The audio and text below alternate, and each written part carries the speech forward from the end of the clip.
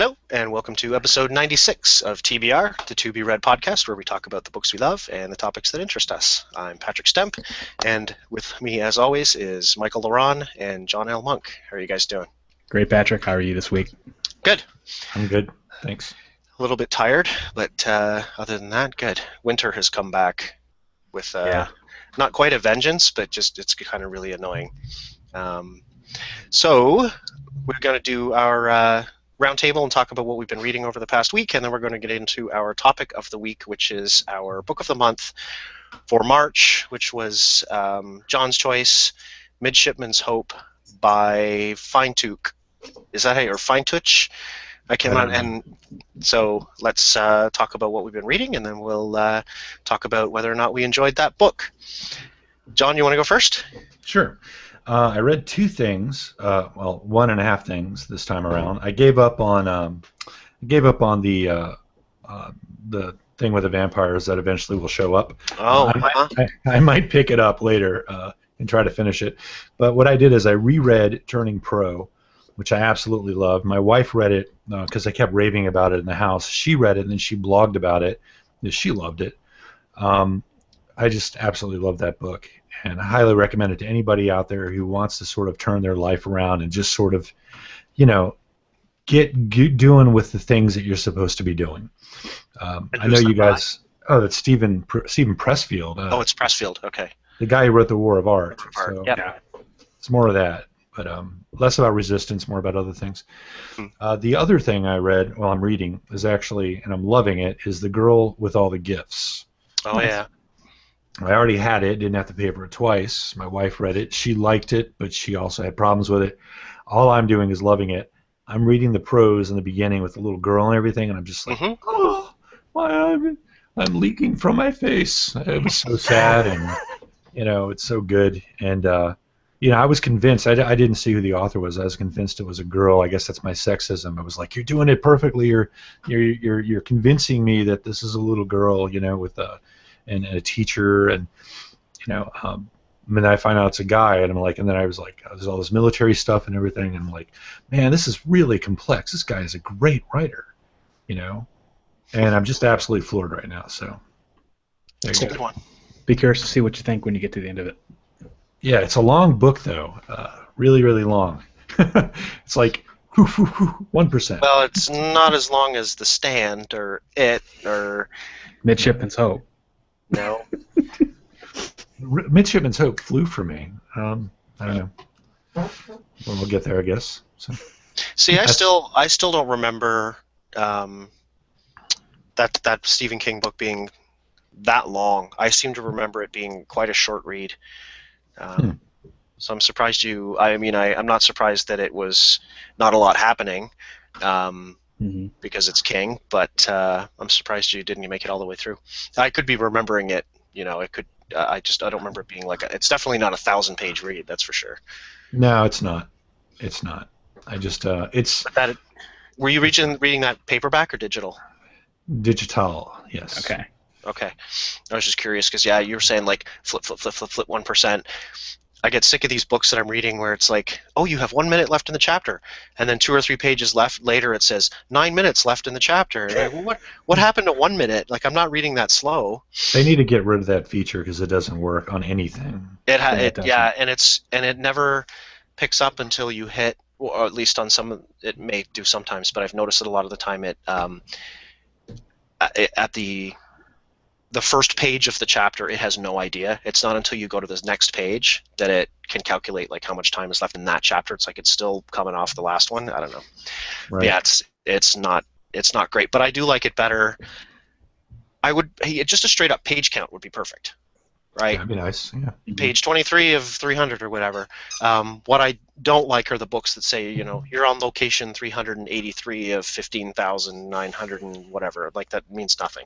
Just split it into virtual pages of 250 words or words each, and then just say, you're 3, because we can figure it out. If we did 3 in a minute or whatever, then we can figure it out. So yeah, it's weird because the books that have page numbers too, it's the same thing. Depending on your font size and everything else, it's like page 5, flip, page 5, flip, page 5, flip, page 5. Oh, Yeah. now I'm on page 6.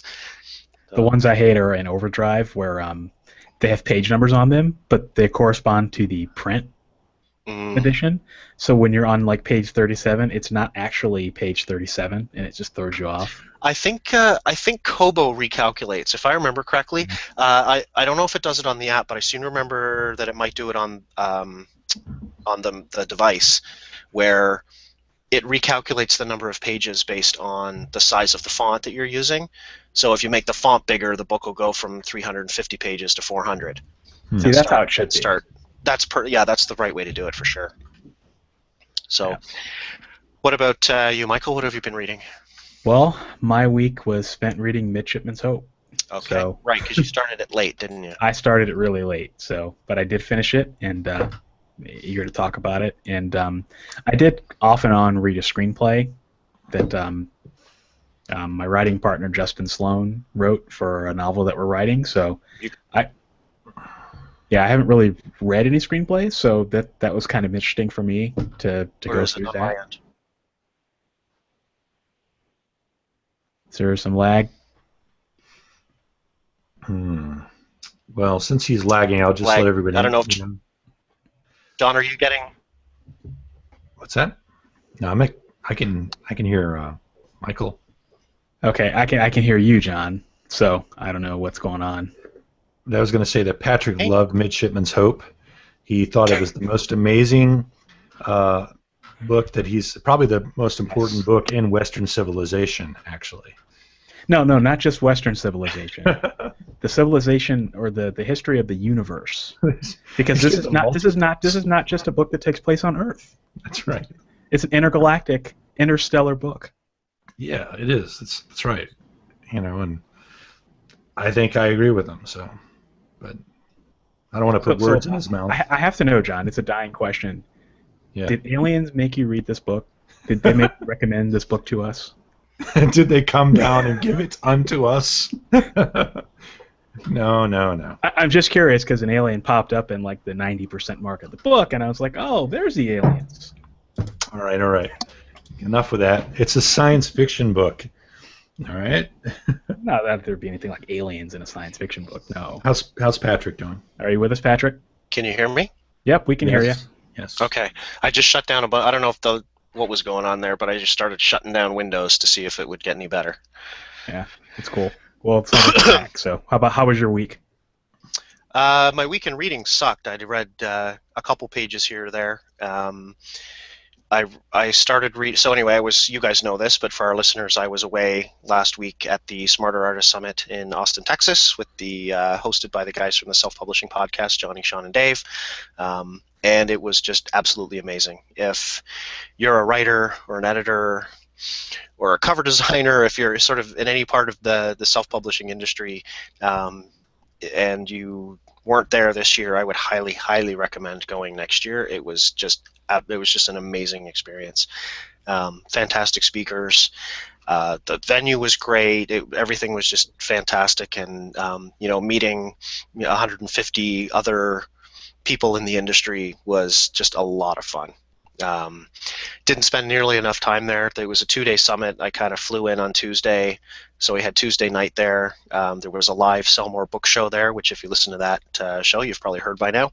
And then the summit Tuesday, Wednesday, Thursday, and then flying back home on Friday. So that was a little, just a lot in a very short period of time. I think next year I'm going to try to make it like a whole Sunday through Saturday thing and spend a couple days actually having some time to see Austin.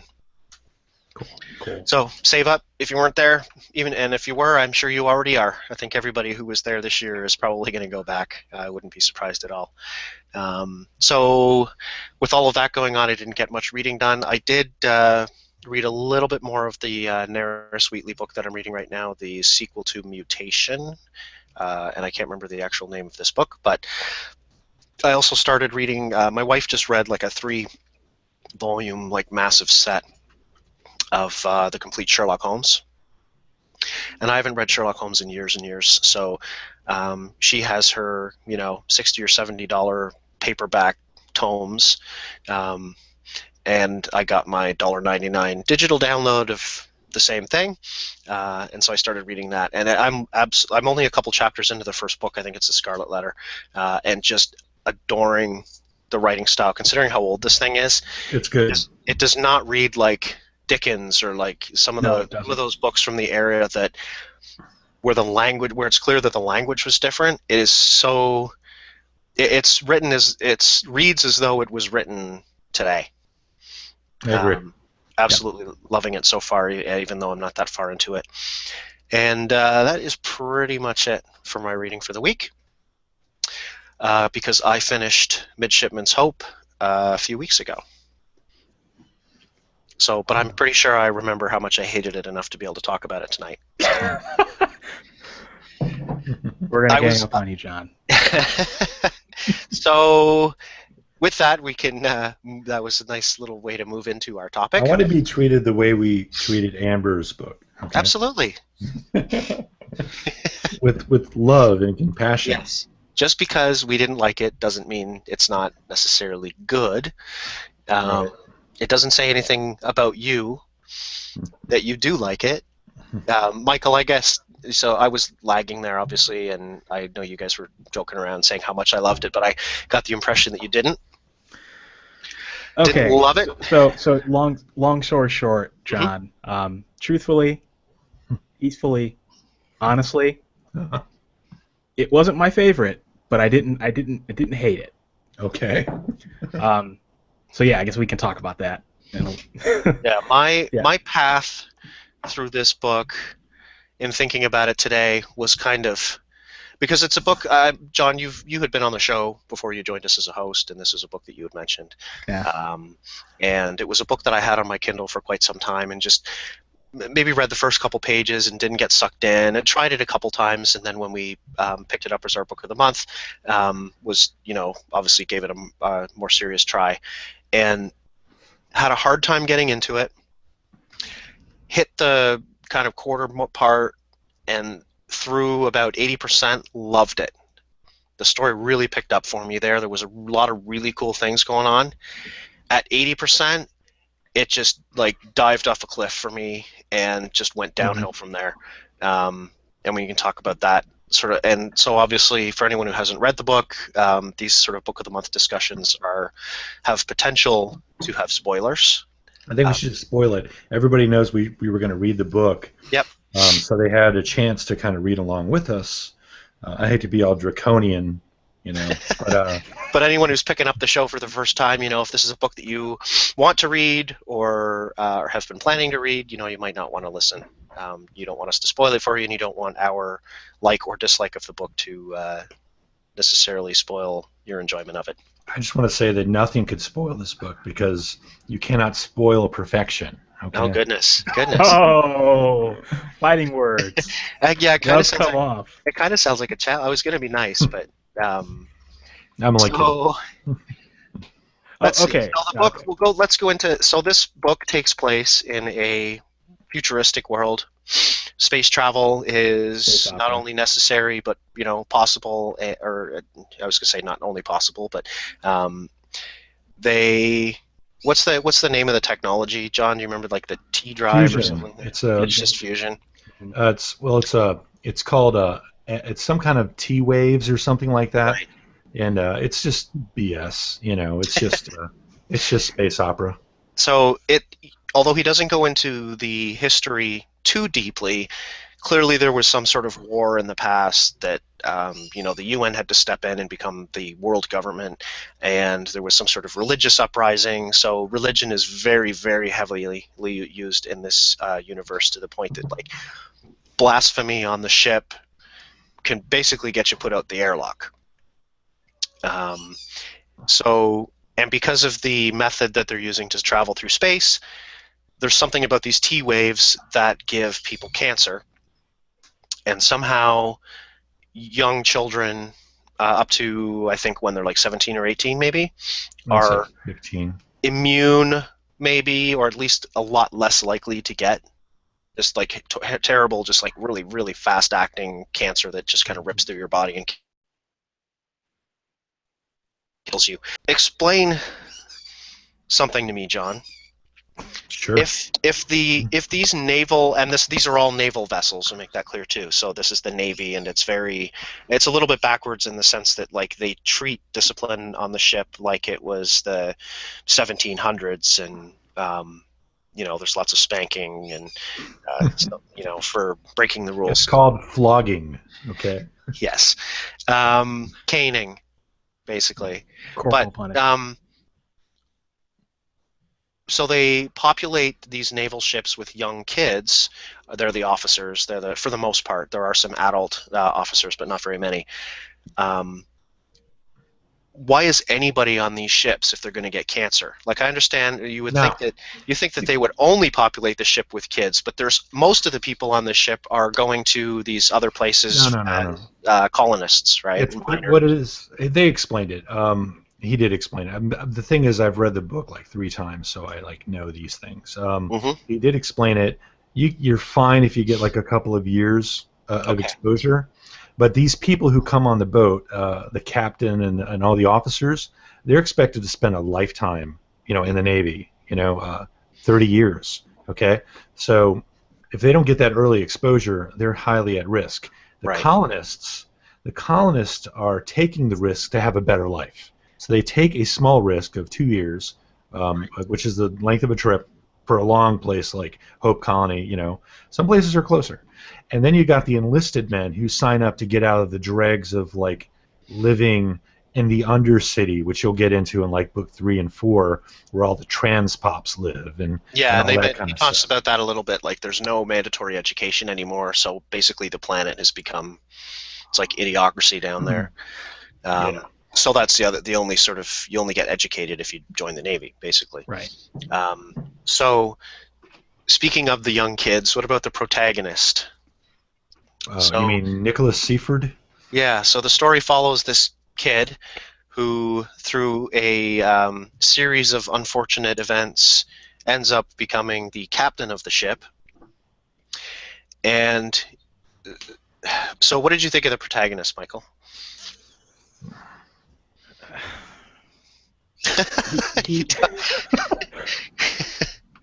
Okay. So the protagonist, to me, I thought really it was, you could have named the book Midshipman's Despair.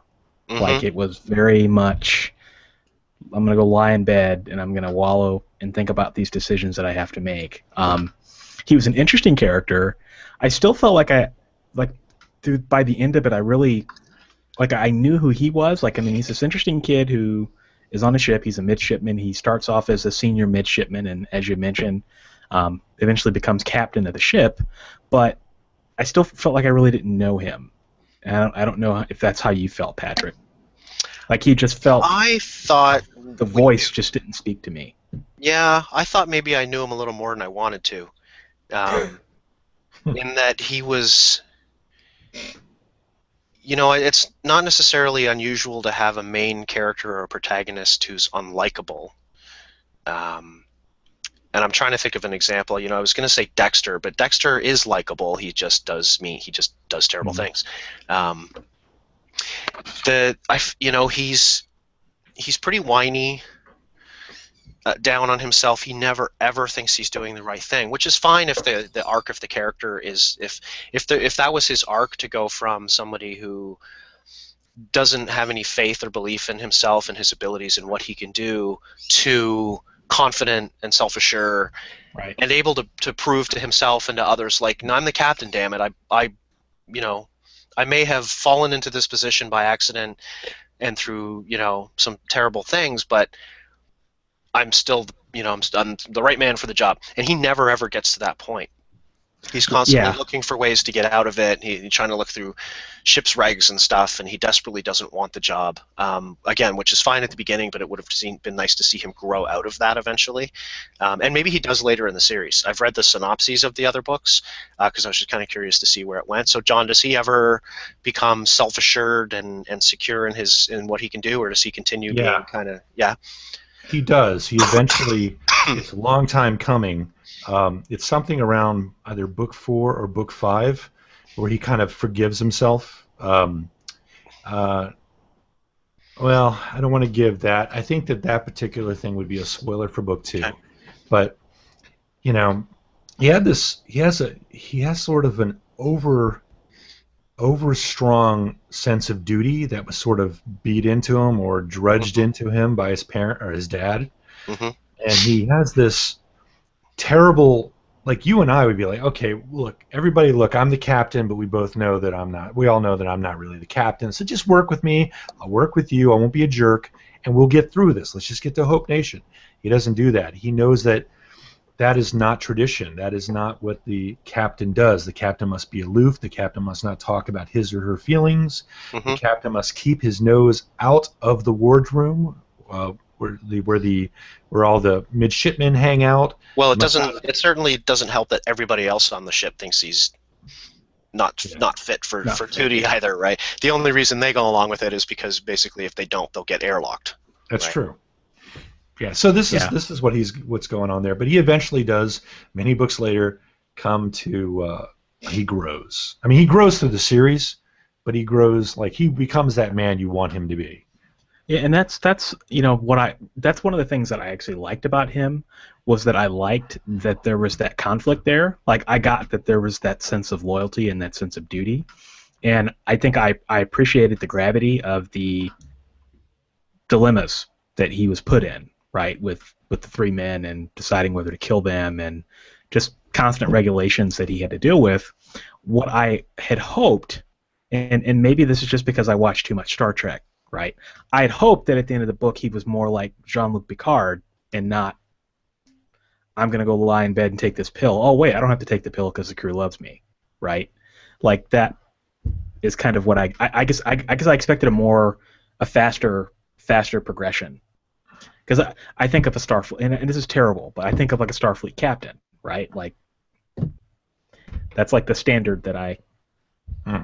have. That may be a terrible thing to say, No, but I think actually that's interesting. The thing is, the Starfleet captain, they live in a much more self-actualized universe where the captain will, pat people on the shoulders and true. smile at everybody and, ask how people are doing and check But in and see. is that true though? I don't think that's true, and I'm not a Star Trek, Seemed that I way to don't know. me. I don't know everything about Star Trek, but it seems to me that Kirk, Picard, that those guys were more exceptions to the rule than they were the way it is in that world. Because Okay, anytime they sort of run into somebody else from Starfleet, they are like that. I'm they're the stuffy. captain, Yeah, right?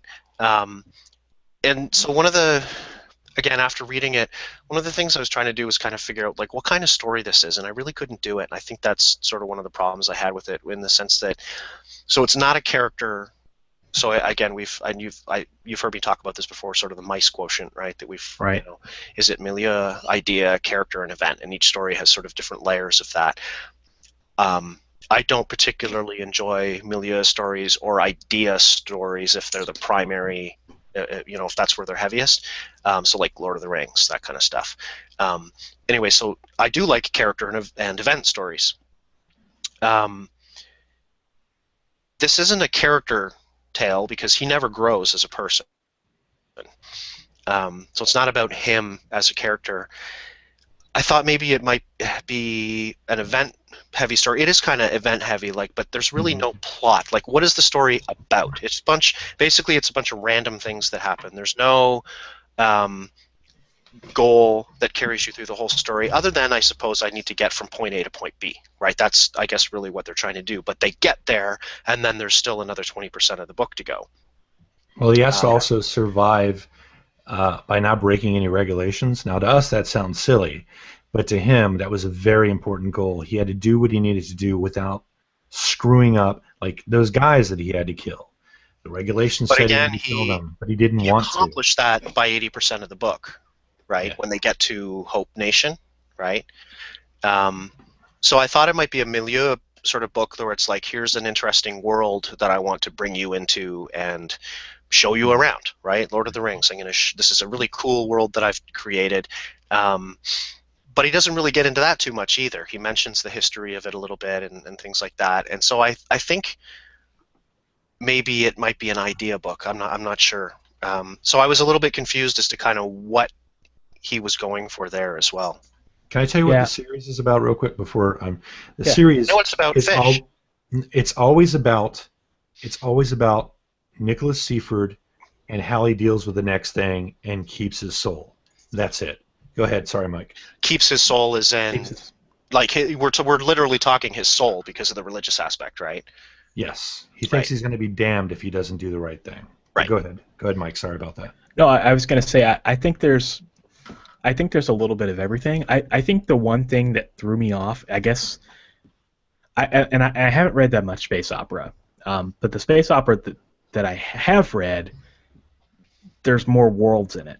This was almost exclusively on a spaceship, which for me, I think you kind of had a point, Patrick, when you said there's really not much of a milieu, however you say it, milieu. Yeah, there really wasn't in that sense, and I thought, man, one of the criticisms I have about space opera as a genre is like there's 1,000 different planets in every novel, right? God, I would have liked to see at least seen a couple of planets in this because there's so many. It was just all spaceship, Now, some of the spaceships. So I'll mention, like, how about a little bit of what I did like? Because I really did think I was going to enjoy this, and like I said, it didn't. It took a little bit for me to get drawn in to the story, to understand the world that it was taking place in. I really despised the religious aspect of the whole thing, but it's not too overly heavy-handed. It's there. It's annoying, but it doesn't ruin the book. Once he kind of gets into the world, and he got into the captain's chair, and he started dealing with some of the problems, and this is a part where he started to grow a little bit. He was dealing with, you would think that this is the computer. So the computer on this ship, the AI, is going off the rails. And it sounds like in this world it's not unusual for an AI to get a little bit cranky, a little bit bitchy, to start to develop some sort of personality. I mean, it's been programmed for that, but it's not unusual for them to sort of grow as an entity. And he gets the feeling that the AI powering their particular ship has some problems, like deep buried in the code of the program itself. And no matter what it takes, I mean, he just tears that thing apart, no matter how much work it takes, no matter what anybody else thinks about what he's trying to do. And that part of the story was really, really interesting, not just that he was doing that, but what they had to do to reprogram it. I have a programming background, and I love computers, so that may have just spoken to me personally, but I thought it was also just a really cool aspect of the story. So there's some stuff that's what really kind of drew me in. And then there's an attack at the mining station. I can't remember the name of the mining camp, right? Is that what it was just called? Was mining camp? I think it was. So they get attacked, and you can start to see him where he's like, he's running around handling the situation, and he thinks he's not doing a great job, but really he is. And then they get to where they're going, and then this is where it kind of lost me, was we get these long, so the chapters go from being 5 or 10 minutes long, or 20 pages, to 50 or 60 pages, and it takes you 40 minutes to get through a chapter. We get into this very long, drawn-out chapters about Hope Nation, where they were going, and he goes camping with his buddy, and they go to to go to his plantation and all of those, and that's where he really lost the thread, I think, of what the story was supposed to be about. I think maybe he could have cut the last 20% out of the book, and I agree with that. Would have been better. Yeah, I agree as well. Yeah, I'll tell you what I liked about the book, and I think it's the one thing that kept me reading, is that it wasn't very hard in terms of science fiction. Like there were explanations of the ships and the technology and the computer AI and the regulations and all that, but it never felt like it was too much. Like that's one of the things I definitely did like about the book, and that I think it was readable. Like I didn't feel like I got lost in details, which I think with a book like this could have easily have been an issue. But that he very easily could have gone on an 80-page rant, and if it was Stephen King, he would have, right? Like he could have very easily dumped another quarter of the book on that history that he just mentions, the war and the Reclamation War or something like that, and the UN taking over. And yeah, he could have gone into world building mode there big time, and he didn't. Yeah, just kind of like Ian and Banks, the Culture series. It kind of does that, goes off the rails every couple of chapters, and this didn't do that, and I enjoyed that. I will say that that long stretched out part that Patrick mentioned, I noticed that the very first time I read it. I was like, you're going camping and hanging out with his family and avoiding those people, and okay, we're finally off this damn planet. Okay, back to the fun. And the fun, it sustained me. The fun was so good that I put up with that. It was like the little scene in American Gods where he goes to that town. But we said, screw it, it's Neil Gaiman. Let's move on. But let's talk about that ending, because we're probably getting close to half or past half an hour. Yeah. So I hated the ending. I think the ending it came out of nowhere. And again, spoiler heavy. So if at this point you have any desire to read the book, and you know what, John loved it, I didn't like it, Michael didn't like it. You might like it if you like space opera. It's a different world. It's for sure. This book was written in the early '90s, John, I want to say. It was written over the course of 25 years of hard, intense work. There you go. When was it published? I don't know. I think it was late '90s. That was a masterful evasion of the question. But it's definitely not. I mean, it's not a new book.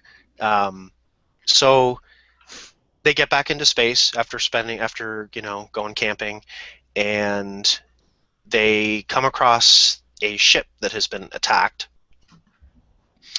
And here's the big spoiler: aliens did it.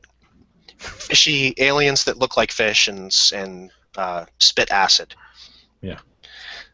So, and I'm trying not to make it sound stupider than it is, but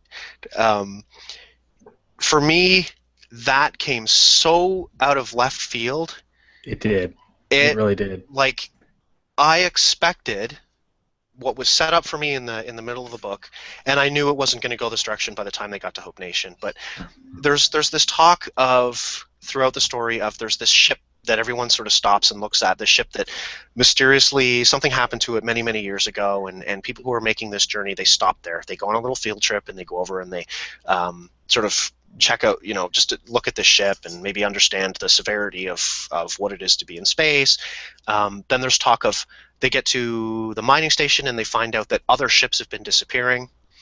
You get to Hope Nation and find out that even more ships haven't arrived at their destination. And based on everything that was set up before that, I expected to find out that the same glitch that they had to deal with on their ship with the AI going off the rails was causing other ships to basically just get lost in space, destroy themselves, whatever. That was kind of a promise he made that never paid off. Instead, aliens. So they find this other ship that has been attacked or disabled for reasons unknown. They and there's a blob. I think he at first describes it as kind of like it looks like a blob that attacks them, and we get aliens. And if they had even mentioned aliens somewhere in the book, that they've seen indications throughout the universe that there is alien life out there. They did say that. Yeah, there were a couple of mentions of aliens, but it wasn't anything. Okay. On Hope Nation, right? Yes, but by then it was too. Okay, that's like 80% in. You can't introduce that in the last act. I'm sorry, I have to dismiss this from the evidence of the court of public opinion. As Midshipman's Hope's official lawyer, I'm kidding. I'm only kidding. Hold on a second. It's illegal to practice law. You don't have a law degree. Yeah. Does the mention of aliens come up before the last act of the book? No. Okay. I don't think so. To me, I don't remember seeing it. To me, that's way too late to be introducing a new It was the first element to the story. contact. It was the first contact. But Yeah, but come on. excuse me. If that's what, so again, like I was saying, what is this story about? Is it about him as a character growing as a person? No. Is it about them safely getting to Hope Nation? Maybe, but then the story continues on for another 20%. If it's about First Contact, then it needs to be more about First Contact. It needs to be just, and I don't think it would have taken much, right? It took book We're two. not sure what happened to this ship, but the one that they get to that causes all the problems, what, about a third of the way in, maybe, and say like we're not sure what happened. There's evidence that maybe they were attacked. We don't know by what. We've seen evidence on other planets of there's maybe alien life. We don't know. Maybe hopefully someday we'll meet them. I think that's all it would have taken was some foreshadowing, and then it would have been okay. Yeah, I would say, the alien thing kind of came out of nowhere, but I thought the ending itself, because he's traumatized by it. I mean, he has a hard time with the fact that he was staring death in the face, literally, and it gets to the point where I'm going to take this pill and I'm going to go to sleep, and don't take it before midnight and all this, and then all of a sudden, is it no, don't take the pill, your crew, they actually love you, they aspire to be you. That came out of nowhere for me. Like, oh, Vax Hulser, he wants, he would follow you to the edge of the world. It's like, hold on a second. Like that to me, that was like, wait a second, what? And then it became kind of a happy ending, which I don't know. It kind of was like a because engage. Yeah, there was that bit at the end, and this was sort of the pattern that he followed throughout the book. Was like they got in this terrible situation, and he orders Vax to do something, and Vax disobeys his orders. And he's like, well, that's it. I'm going to put you out the airlock because you didn't obey my orders. And then he spends the next few pages trying to figure out how to get out of the decision that he just made. Yeah. And he seems to do that a lot. So there's just so many interesting ideas here. And, maybe it's one of those situations where he had, all these great ideas, and he just kind of mashed them all together in the wrong way. Maybe there's two stories here, not one, or maybe he wasn't sure what story he was trying to tell, and that's kind of how it came off. Ron? Court of public opinion. Do you have an opinion? I would like to enter a motion that I'm only kidding. No, that here's the thing. Vax Hulser, he was a bully. He's one of those guys that has desperately needed somebody to put him in his place, and then he found it in Nicholas Seaford. And he resented Nicholas the entire time, and he came, in my opinion, he came to a decision, that Nicholas was more than just a rival. He was somebody who could save Vax from himself. Yep. And that's why he would follow him to the ends of the earth. That never comes from Vax's mouth, though. What's that? Like that never comes from Vax's mouth, and it never really comes from his actions until he thinks, oh, that's why he did all the things he did. Like, for me, it was, okay, I'm going to tell you that Vax is. I mean, obviously we know he's a bully. Vax is a man of few words. Well, not really. I mean, he kind of. I mean, maybe when it comes to his emotions, but. I did like some of that, how he managed those relationships, like with Vax. I did like he takes him down to the gym, and they have their little fight, and the way he basically bullies him into not being a bully anymore, right? I did find some of that interesting and enjoyable to read. It's just this book is just such a mishmash for me of different things, and some of them worked and some of them didn't, and it could have been a little bit shorter.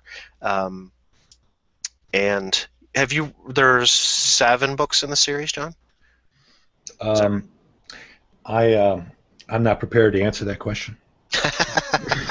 Well, on the advice I was going to say, I actually don't remember. Well, I thought it was 6. I don't know. But have you read the whole series? You know what? I will go out on a limb here and say that I got to the last book, or however many there were. I read about halfway, and I just lost interest. It had gone it had gone. You ever read the Kim Stanley Robinson books, Green or Mars, Red Mars, all that stuff? That one's, I think, a little No. too hard science, right? It is. For me, anyway. I enjoyed like the first book, and then it started getting too this and too that and too political, too many characters, just too ridiculous, and I stopped liking it. But I will tell you right now, these books, I mean, maybe you didn't like it, I guess, but I would just jump right, if I were you guys, I would just jump right into book 2 and just go for it. There is so much fun.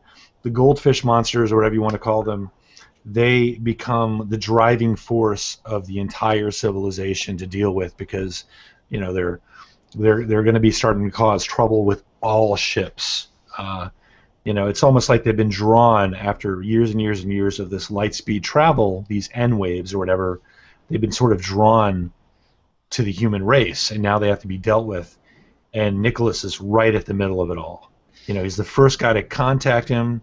You saw at the end, he's a big celebrity when he gets home.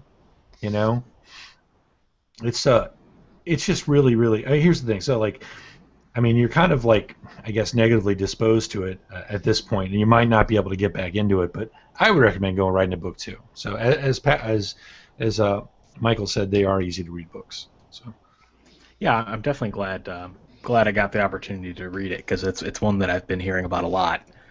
And it wasn't. I certainly didn't actively dislike it. It just it didn't blow me away either. Sure. And for me, even a book like this, if you didn't enjoy it, I think I learned a lot from it of what not to do. I'm not saying you. I mean, I've said what I didn't like about it, and so clearly, hopefully, those are things that I will avoid doing in my own writing. Right? I am putting aliens in the backs of all of my books from now on. It's just that's the call to action at the end of the book. Oh, or the sort of the epilogue. By the way, it was aliens. It's hilarious. Just saying. That is so funny. Yeah, I can see it. By the way, that's something that never occurred to me. I mean, but consider this. I read this, in the late '90s. I never styled myself as a writer. I wrote stuff that I never finished, and I read it, and it was like, oh, it's aliens. Oh, that's why all those ships were disappeared. That's why that ship disappeared, and that's why some ships just never heard from again. That's kind of cool. I bet they're going to deal with the aliens in the next book, and then I got the next book. For me, it was not this aliens. It's supposed to be the computer, because I was glad that it wasn't the computer, because I was like, I already saw 2001, So. Hey, and maybe that's where he got that idea. I will say, okay, so I'm glad you mentioned that, because I was going to say it earlier, but I think probably my favorite part of the book was what glitched the code. Oh, yeah, that was good too. Yeah. That it was funny and unexpected, totally realistic, 100% realistic that could happen, and I thought that was brilliant. And I'm not going to spoil that part, because maybe somebody might read the book. Somebody. It's only an international bestseller. We cross. Hold on a second. If Define you want to know, bestseller, though. Well, it was on all the book stands with the words "international bestseller" on it. If look, that's proof to me. That's good enough. But if you do want to know what that sort of plot point was, John's phone number is 426. What? Anyway, are we done? Yeah. Are we done with this? Am I going to drop the mic? So do you rest your case, John? I think the defense stands. Yes. We already have our book for April, which I have not started yet. Have you started reading it, John? Can you remind me what it is? The Christine Catherine Rush book that Michael selected, and I have it on my Kindle. Michael, do you remember what it's called? You picked it. Disappeared. Okay. Book 1 in the Retrieval Artist series by Christine Catherine Rush. You read it already, Mike? Oh yeah, I've read it. Yeah, I hate it. Oh, okay. I wasn't. I'm probably going to go through it again though, just so I can be a little bit more familiar. I hate it. Okay. What were you going to say? I thought John was going to say, "Is it good?" I'm only kidding. I'm looking forward to it. I've always wanted to read something by her, but it's just like, life's too short kind of thing. True. I read Discoverability, so Yeah, it'll That's- be. I don't think I've ever read any of her fiction, but yeah, we've all read both Dean Wesley Smith's and Christine Catherine Rush's nonfiction. Yeah. It'll be interesting. I just hope it doesn't go on and on and on and on and on like some of her blog posts, which are always interesting to read, but they do take quite some time. I don't know how she writes those things or when she finds Yeah, the she has time, her own but style about her. yeah. Okay, so thanks for listening, thanks for watching, and go ahead. John's asking a question in the chat. What's the name And of the next book? week we'll be reading The Disappeared by Christine Catherine Rush, book 1 in the Retrieval Artist series. And I can repeat it again. Oh. Okay, he heard that. Then, and I think you meant this month. I think you said this week, but yeah, we'll be talking Did I about say that. this week? Oh, I think so. well, I stand corrected. That'll this be month. the book that we talk about in our May. first episode in May. So between now and then, we'll read that along with a whole bunch of other stuff. So drop by next week, and in the meantime, happy reading, and we will talk to you soon. Have a good night, See you guys. later, guys. See ya.